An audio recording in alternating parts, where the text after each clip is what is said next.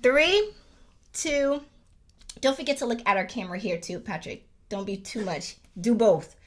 I don't like how you call me out like I got some fixation on it. Like, both. I got you. Well, I'm talking to myself too. All right. And in 3, 2. So you got to tell yourself not to look at him and look at the camera? Shut up, fool. Let's do the show. It's the hair, ain't it? Because his beard is longer than mine. You got to grow it out. I feel like I'm looking at two of the same people really at the same time. Because we play cousins.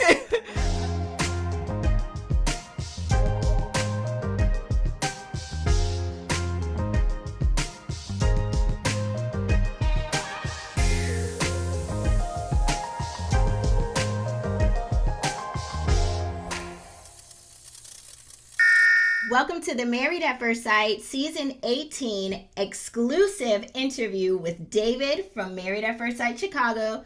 This is Couples Couch with Pat. And I'm Cam. That was a lot. That was a mouthful, okay? Don't start. All right. Just when we thought we were done with Married at First Sight Chicago. Just like herpes, they're back. What? Wait, what? Here we are, bringing it back again to talk about Married at First Sight Chicago. This time we have David exclusively coming here to talk to us, catch up with us, right? Yep. But first, be sure to hit the like and the subscribe button. If you are new to our channel, welcome. If you are not new, you know what I'm about to say. We will not get into the nitty-gritty details of everything goings on with David, right? Or all the things we said about David throughout the season. Unless we see fit, and we may see fit. But without further ado, let's go ahead and welcome David to the show. Let's get into it. Hi, David. Welcome to the show. Well, hello there, guys. Thank you for having me. Thank you for being here. But first things first, I want to thank you for just having a sense of humor and just... We roasted you the whole entire season. Whoa. I had your back. Okay. I was riding for you. I said how bad you was being treated. I was riding for you until we got to the house visits. And then you gave her ammunition. I think that's what I said. You're giving her ammunition. Yeah, you did. And then the text message. We had your back until we saw those things. The text message, every long-haired, light-skinned dude in America was like, oh. Yeah.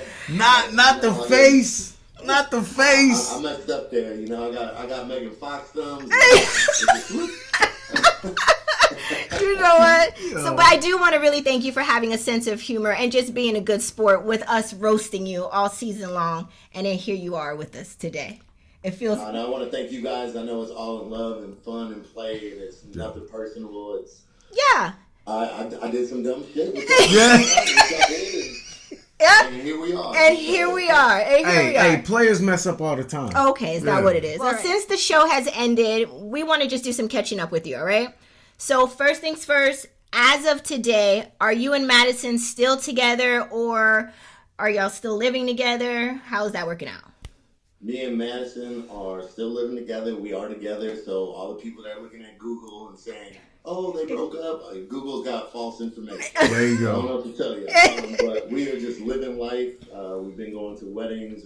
We went to Barbados like about a month ago. Nice. Together. So we are just doing us and just loving life. Just living life, huh? Okay, well, I'm not mad at that. Damn, man, we see the little bling on the finger. Yeah. Congratulations. Yeah, we see that. Well, thank you. It's just one of those, after actually on the reunion, we knew it was going to be a little tough, so I went to go buy her something because she wanted something close to her, so she picked that out, and I wear this because I know she's going to be my wife. She's going to be the mother of my children. Wow. I got what I wanted after everything that went down or that I caused. I got what I want. Okay. And that was actually one of my questions is, I know you guys got promise rings on the reunion show. Are you now officially engaged? We are not officially engaged. We got about a year and a half. We have a wedding fund that we've started and talked about plans. And every time we go to a wedding, we get some ideas. Okay. We are gonna have a fucking blast. Okay. Okay. We'll be looking for our invitations. Yeah, for real. All right, so you know the old saying. Some people say you might lose them, how you get them. I know you've heard that saying once before, right? Since things started off a little rocky, you know, with you and Madison, how you got together, do you guys have any trust issues or have had any dealings with any of that? Have you experienced any of that? Not whatsoever. Like, we share each other's locations. She got my password to my phone. Dang. Like, when I say it's easy, I'm willing to show her everything and be transparent with her. That's the biggest thing. Like, back in the day, it's like, yeah, I'm with the boys, but there might be 2-3 girls. Yeah. This is who I'm with. Like, yeah. So, she trusts me 100%. I trust her, and okay. We've had conversations just communicating, and it's just me and her. Like, you know, we see all the social media things. Yeah. People are like, oh yeah, well, she cheated on you or whatever. Blah, yeah. Blah, blah. Like, I know what I have. She knows what she has in me, and we're just on the same page, and we continue to grow each and every day. Like, we're in couples therapy. We talk, we communicate, and you know, we're very vulnerable with one another, and that's a big thing that I've learned about myself, that I can be vulnerable with her. Yeah. You know, I don't have to be like, well, yeah. Yeah. When I be talking about her, I'm like, no.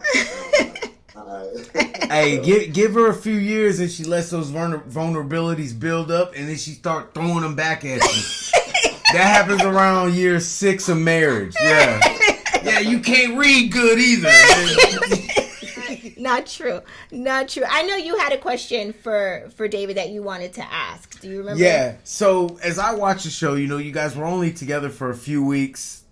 You know, the original couples or whatever, and especially for you, I don't think there was a connection made. So to me, it was cheating, but I don't think it was really cheating, because what are you cheating on when you don't have anything? But the bro code. Do you feel worse about the Allen situation because of bro code, or same type of thing? You saw what you wanted and you had to have it. So what I wanted, I had to have it. Like, I have my boys that have been for 20 years plus, and we were all put in a bubble, and this was an experiment. Yes, that we associated with each other. Yes, we went out, had drinks, expressed certain things about our personal lives together, but at the end of the day, you know, I do feel bad, and I hold myself accountable. It should have been like, hey, this is what's going on. Unfortunately, under the pressure cooker and everything going on, at the end of the day, I was just trying to protect Madison because she never got the text message. So everybody was jumped to the conclusion. I never knew they had all those conversations with Carmen Sandiego and Alan at the yeah. I was like, wow, where was I? But you know, I do feel some sense of you know, embarrassment, and I hold myself accountable. And you know, Alan is a great guy.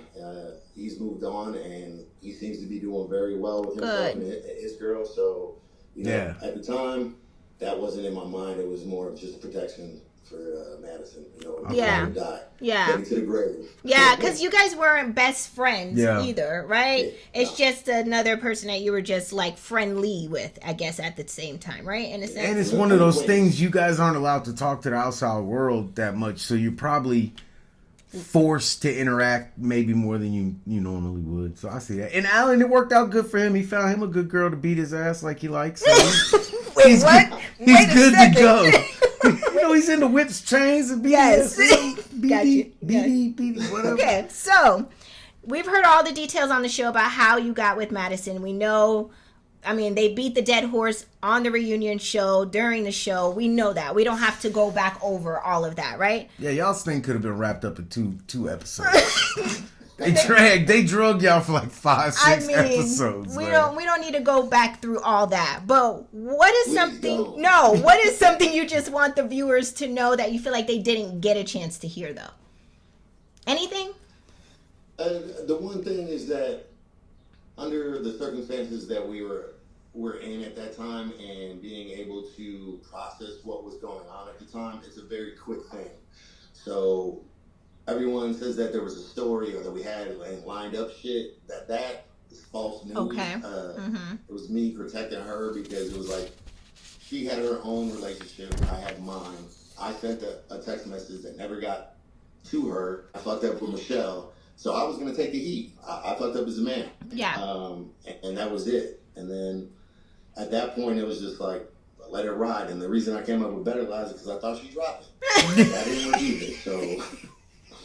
You know what? I'm not gonna lie. That now, not in the life I live now. Right, but better not be. But it's, you know, back in the day, I feel you. At some point, you're like, all right, like, yeah, okay, you caught me. Yeah. You're gonna believe it or you're not. Yeah, I'm not gonna change my story because it's still. You did get very dismissive, though. I think maybe you just got wore out of trying to come up with something else to say because you're like, listen, you either you believe it or you don't believe what you want to believe. I was like, once David says you believe what you want, that's it.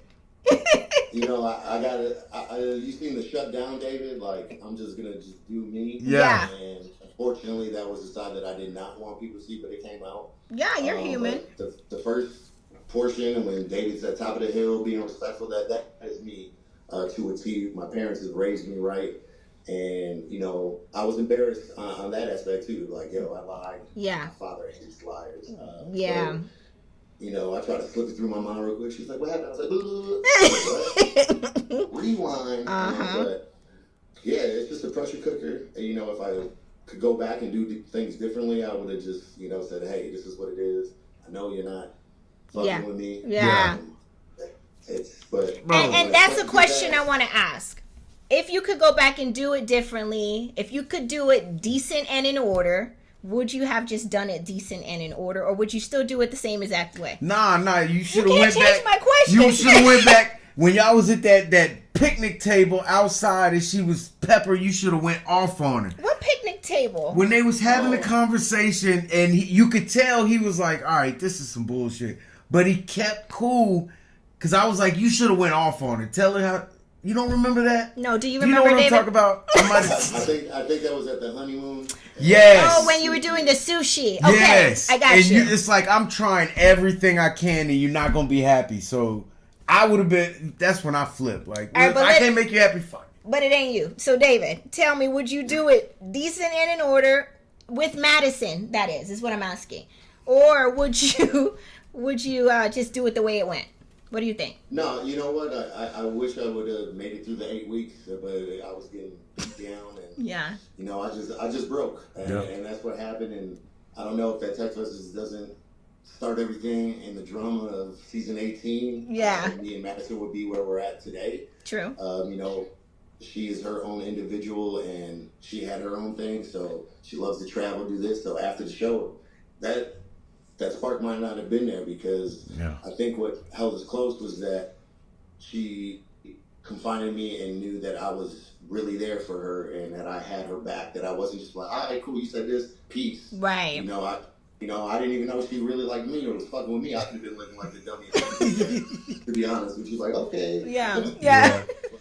But yeah, no, I think where we're at is because of how everything happened and we fought through it. Yeah. Okay. And I think we've gone through the hardest thing that we possibly could go through. So when we get into these little tic-tacs or arguments or whatnot, to think about that, it's like, all right, baby, this is easy. Yeah. Just communicate, tell one another what you think.